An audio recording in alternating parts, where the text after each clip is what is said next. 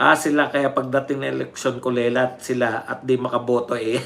Correct. Baka nga AI din yung mga ginagamit ninyong ano Ha? Baka AI din yung bumuboto sa ini-interview ninyo. Precious gems na nagbigay sa atin ng mga sari-saring regalo.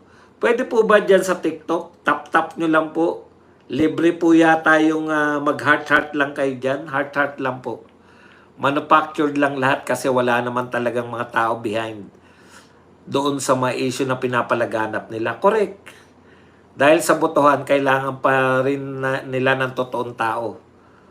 Kaya sayang lang po kayong mga politiko, baka nalulula kayo sa mga, niloloko lang po kayo niyan ng mga peking account na kaya nila Oo nga naman, no? Para saan po yung mga peking account ng FB?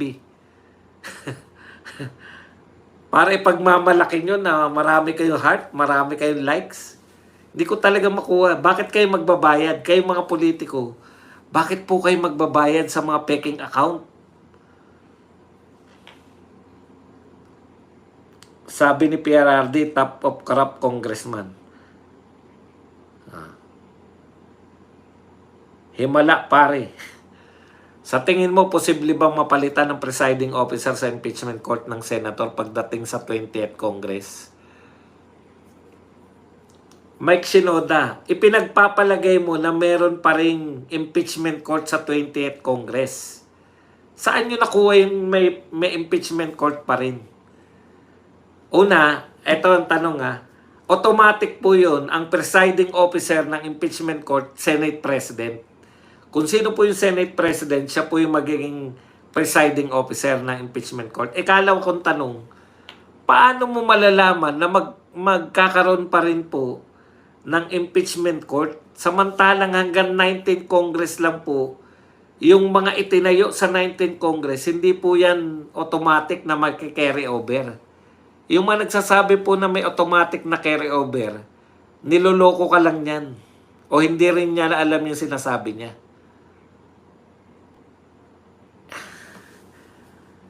Si Chis Escudero nga nagpapaikot eh. Hindi nyo naintindihan yung ginagawa ni Chis Escudero eh. Panay nga pagpapaikot tong ginagawa ni Chis Escudero. Di ba sinabi nga ni Coco Pimentel, ang interpretation nila, dinismiss na. Sinasabi ni Chis Escudero, hindi namin dinismiss binalik lang namin sa inyo. Pag nagawa ninyo yung sinabi namin, paano nila magagawa? Nakalagay doon, 20th Congress. Sinabi na nga rin po ni Diliman na dinismiss na po. Kaya wala pong crossover na magaganap dahil wala po nasimulan. Nakuha po ninyo? Hindi po sila nakapagsimula. Ang nagawa lang po nila magsuot ng robe. Pero depende po yan. Depende po sa kung gusto pa rin nilang ituloy. Hindi naman po natin mahuhulaan yung gusto ng 20th Congress eh.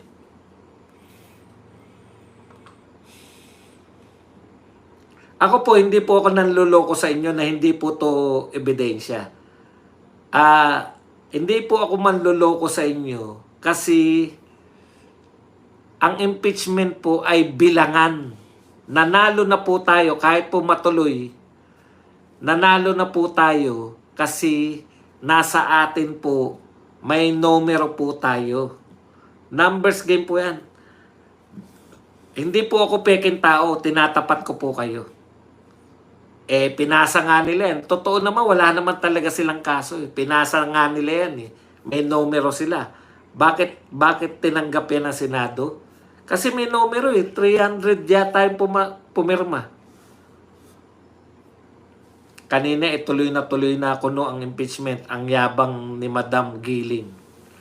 Di titignan natin kung sino nagsasabi ng totoo.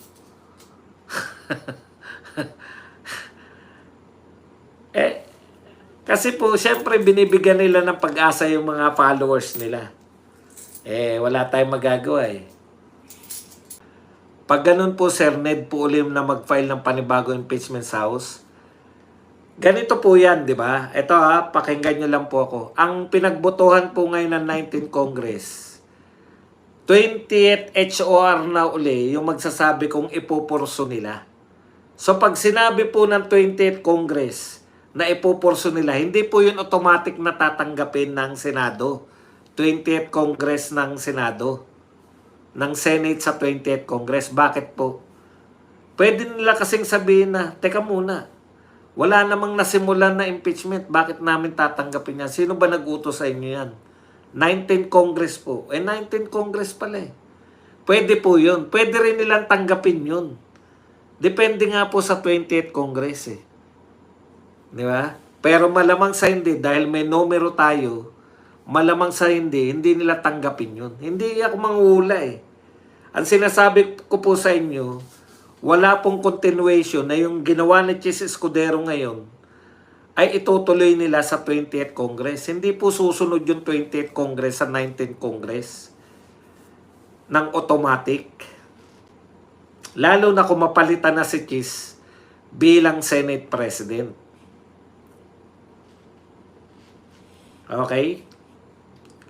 Boss, na isahan uli ni Cayetano si Ontiveros, mabagal kasi mag-isip. Correct. Hindi kaya kinikilabutan ng mga Congress na dinadala pa nila yung dumi ng politika sa loob ng simbahan? Bakit kaya pinapayagan ng pamunan ng simbahan ng gawain ito? Bakit hindi papayagan magkakampi yung simbahan tsaka yung mga congressman?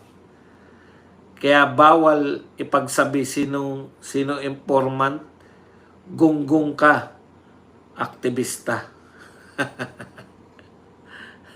Sino na? Ay, sino pa ipapakondinan nyo?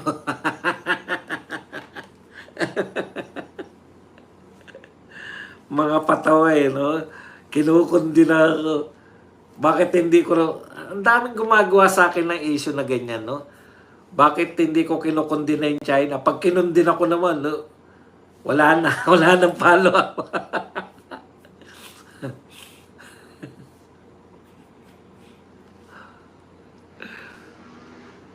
Oh, tanong-tanong na po dito sa TikTok. Wala na rin gusto magsalita sa TikTok.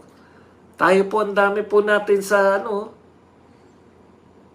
Ruru, oo, tulog ngayon si Ate. Nagpapamisa sila kanina, boss, ang sata. Binasbasan na lang sana ng holy water yung article of impeachment kanina sa HOR Doc Badong.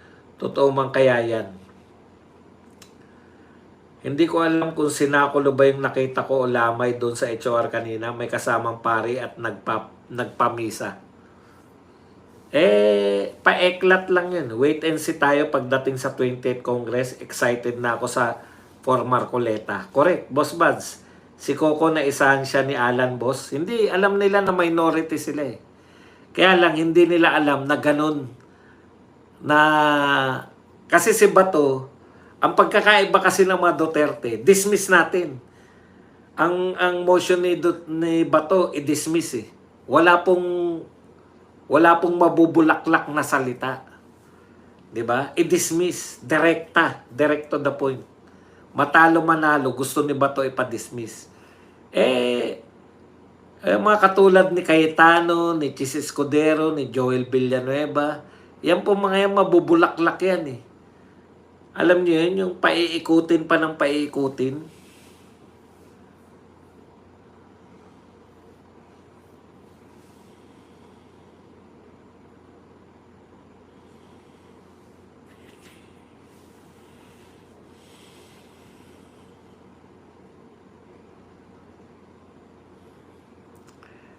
Yun na bang EDSA 7 nila Doc Badong? Puro mga bangaw na kita. Wala pa po. Panalo po ang bangaw sa ralista. Boss Bad, si Senator Tulfo, nakipirma lang niya. Pati si Lapid kasi alam nila ma-dismiss din kahit hindi sila pipirma. Boss, mula na nawala si Pacquiao sa Senado, marami na naghamonan ng suntukan. Si Honti, 5 lang pala. Sila kung makapagsalita, akala nila maraming naniniwala sa kanila. 5 versus 18, dumagdag pa yung paring Damaso. Ano masasabi mo, Boss Buds, na muntik na magpang-abot si Bad Boy at Tess Daman? Talagang ganun, emosyon po yun eh. Emosyon po. Mga iyakin sila kapag hindi umayon sa kanilang naratibo yung mga pangyayari. Correct. Nagrarally parang bangaw. Dito sa kulto ni Digong, kinukundina namin ang ginagawa ng China sa pangara sa mga mangingisda at Philippine Coast Guard. Pro-China pa din kami dito. Alam niyo po, pag pro-Pilipinas ka, pag may ginawa yung Amerika, di kundina mo rin. Nagsuot ba ng robe doc ba dong si newly elected Senator Manuel Lapid? Opo. Alam ko, kasi tatlo lang yung sinasabing hindi nagsuot eh. Si Amy, si Cynthia, tsaka si Robin. Boss Bad, sabi ni Dilima, sa palengke may totoong kangkong.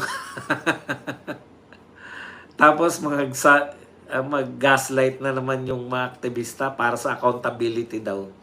Tricia, mula sa yung Daddy Eduardo. Ayan. Ilan taon na ba si Tricia? Ang ganda ng birthday, no? June 12. June 12 na pala. Araw ng kalayaan. Parang hindi na natin sineselebrate yung kalayaan. Araw ng kalayaan natin sa mga mahilig sa ibagsak yung mga Duterte. Good evening, Boss Buds. Napanood nyo din po ba si Windra Fortune? Ang usay magtarot. Di po ako naniniwala dyan sa mga tarot na yan. Patay na ang pinaglabanan nila kaya nga binabangaw. Boss, kailangan daw pro-US ka para maging pro-Pinas ka. Tagalampaso si Risa, basta kanya ang floor. Tsaka mali po yun ha. Yung pinalalabas po nila na umaagaw eksena si Amy Marcos. Tapos sinasabi pa nila, I have the floor. Mga ganun pa. Ang point of order po, kahit kailan pwede kang pumasok. Kasi point of order yun sa'yo eh.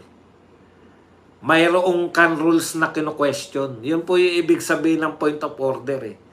Anytime na may magsalita ng point of order, uunahin mo yun. Patitigilin mo yung nagsasalita para bigyan mo ng pagkakataon yung point of order. Itatanong mo sa kanya, what's your order?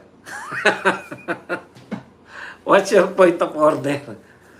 Kaya tama si Amy Marcos doon. Mali si Risa doon. Pwede ka bang hindi naman iyo yung Senado?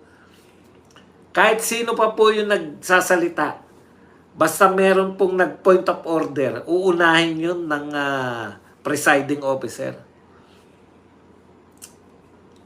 Boss, may pasabog daw si Atty. Guanzon bukas. Hindi, magpasabog lang. Wala naman pong epekto. Para China agad. Para namatayan yung drama nila kanina, Boss Bats. Hanggang drama na lang yung mga yan. Law is law. So many soldiers and police were not voted loyalist party list as well as activism. Ayan. Itong mainstream media, minamasama ang pagboto ng mga senador na pabor kay BP Sara. Yun na nga eh. Parang against the Constitution. Ha? Against the Constitution? Yung hindi sila nagko-convene bilang sa impeachment court against the Constitution daw. Nung nag-convene naman at hindi pumabor sa kanilang ginawa, against the Constitution pa rin. Sabi nga, Supreme Court lang po magsasabi kung against the Constitution o hindi. Kaya kung tunay po yan na against the Constitution kayo, punta kayo sa Supreme Court. Progressive ba? Naku, huwag nyo na po ako tanungin. Sinukat ko, nakapagbasa ako, hindi ako nahihilo, okay na ako. Kung tatanungin nyo pa ako kung progressive ba yan o radical.